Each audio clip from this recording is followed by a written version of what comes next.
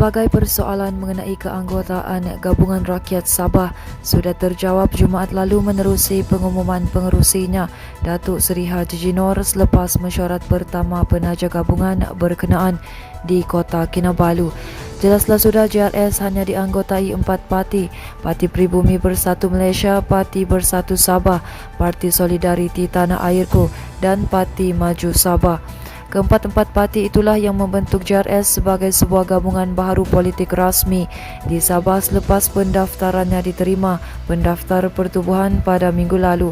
Bagaimanapun, parti komponen BN tidak menyertai gabungan rasmi berkenaan tetapi kekal sebagai rakan JRS dalam kerajaan negeri, manakala PAS Sabah dianggap rakan melalui kapasitinya sebagai komponen PN. Maknanya selepas didaftarkan tiada lagi istilah PN dan BN dalam gabungan berkenaan, sebaliknya yang ada hanyalah parti politik yang bekerja sama atas nama JRS untuk menggerakkan kerajaan negeri sedia ada.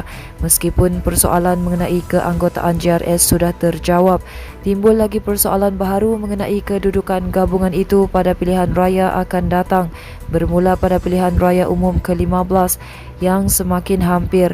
Dengan UMNO dan BN tidak berada dalam JRS, timbul andaian mengenai kemungkinan JRS bakal bertembung dengan BN memandangkan masing-masing menggunakan lambang sendiri selain mengambil kira pendirian BN pusat yang tidak bekerja sama dengan pakatan lain dalam pilihan raya. Selepas didaftarkan, JRS kini boleh digerakkan menggunakan imejnya sendiri yang dilihat lebih bersifat tempatan, sama seperti gabungan Parti Sarawak yang hanya menggunakan satu lambang pada PRN negeri itu akhir tahun lalu. Meskipun masih boleh berkongsi lambang, walaupun hanya sebagai rakan sekutu, BN Sabah sudah pasti akan menggunakan lambang sendiri pada pilihan raya akan datang kerana yakin dengan kekuatan lambang BN untuk menambat pengundi Sabah. Sukar dinafikan apa saja boleh terjadi pada masa akan datang, seperti kepercayaan bahawa politik adalah sesuatu yang sukar diduga atau serba mungkin. Tentu juga tidak mustahil rakan sekutu boleh berlawanan satu hari nanti. Namun Ketua UMNO Sabah selaku pengerusi BN Negeri, Datuk Seri Bung Mokhtaradin, sudah menjelaskan UMNO dan BN tetap menyokong JRS dan kekal sebagai rakan sekutu walaupun tidak berada bersama dalam gabungan berkenaan. Manakala Ketua UMNO Sabah Datuk Seri Bung Mokhtaradin menegaskan UMNO dan Barisan Nasional tetap menyokong Gabungan Rakyat Sabah walaupun tidak berada dalam gabungan yang baru dibentuk secara rasmi minggu lalu itu.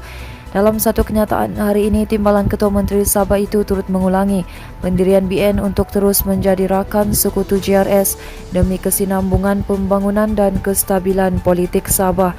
Beliau turut menyatakan harapannya agar JRS dan BN Sabah dapat mengekalkan kerjasama membangunkan negeri sejajar tujuan asal penubuhan gabungan itu, iaitu untuk kestabilan politik demi kesejahteraan rakyat Sabah. Jumaat lalu, Ketua Menteri yang juga pengerusi JRS, Datuk Seri Haji Jinor, mengumumkan pembentukan JRS yang secara rasmi terdiri daripada gabungan Parti Pribumi Bersatu Malaysia, Parti Bersatu Sabah, Parti Solidariti Tanah Airku dan Parti Maju Sabah. BN Sabah dan PAS tidak berada dalam gabungan berkenaan tetapi bekerja sama dengan JRS untuk mengekalkan kerajaan negeri sedia ada. Selain UMNO, BN Sabah turut merangkumi MCA, MIC dan Parti Bersatu Rakyat Sabah. Sementara itu, Bung Mokhtar berkata pembentukan JRS secara rasmi sebagai sebuah entiti baharu politik di Sabah menyaksikan kedudukan Perikatan Nasional Sabah tidak lagi berfungsi setelah parti komponennya di negeri ini menyertai JRS.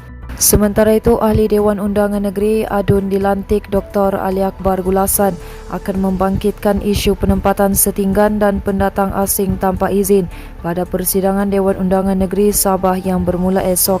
Katanya dua isu berkenaan sudah berlanjutan sejak sekian lama dan ia perlu dibangkitkan demi menjaga hak rakyat di negeri ini.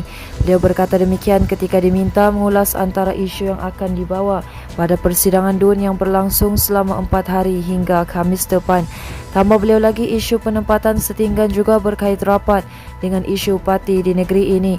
Sementara itu, mengulas berhubung program yang dihadirinya, Ali Akbar yang juga Setiausaha PAS Sabah berkata seramai 50 penghantar makanan menerima sumbangan dan perkhidmatan menukar minyak enjin motosikal masing-masing. Tambah beliau lagi, pihaknya juga merancang untuk memperluaskan perkhidmatan itu kepada kenderaan jenis kereta dan ia sudah dibincangkan dengan Alternative Riding Club ARC sebagai sebuah kelab permotoran di bawah Dewan Pemuda PAS Malaysia. Berita seterusnya, seramai 41 individu termasuk 14 wanita yang leka berhibur di kompaun dalam operasi pematuhan prosedur operasi standard Pelan Pemulihan Negara Fasa 4 dan Ops Noda di sebuah pusat hiburan di daerah Keningau awal pagi tadi. Operasi bermula jam 1.15 pagi itu dijalankan polis dari bahagian siasatan jenayah dan narkotik Ibu Pejabat Polis Daerah IPD Keningau. Ketua Polis Daerah Keningau Deputi Superintendent Nur Rafida Kasim berkata ketika operasi di pusat hiburan itu, premis berkenaan didapati beroperasi dengan muzik masih dimainkan dengan kuat. Malah katanya pengunjung masih leka menikmati minuman keras di dalam premis sambil berhibur. Nur Rafida berkata polis turut merampas beberapa peralatan muzik di premis berkenaan. Tamanya tangkapan dan rampasan dibawa ke IPD Keningau untuk tindakan lanjut. Sementara itu, beliau berkata orang ramai serta premis-premis dinasihatkan untuk terus mematuhi SOP yang ditetapkan dalam PPN bagi memastikan diri, keluarga dan masyarakat kekal selamat. Seterusnya, jangkitan baru COVID-19 di Sabah hari ini menyaksikan tiada daerah mencatat kes 3 angka iaitu yang pertama sejak 4 Februari lalu ketika kes COVID-19 naik secara mendadak. Jurucakap Perkembangan Harian COVID-19 Sabah Datuk Seri Mas Rimanjun berkata Sabah turut merekodkan penurunan 82 lagi kes kepada 339 kes hari ini berbanding 421 kes malam. Secara keseluruhan, katanya jumlah kes baru menunjukkan tren penstabilan dengan beberapa daerah mencatatkan penurunan kes harian yang agak baik. Teruskan bersama kami di asoka.com, berita komprehensif.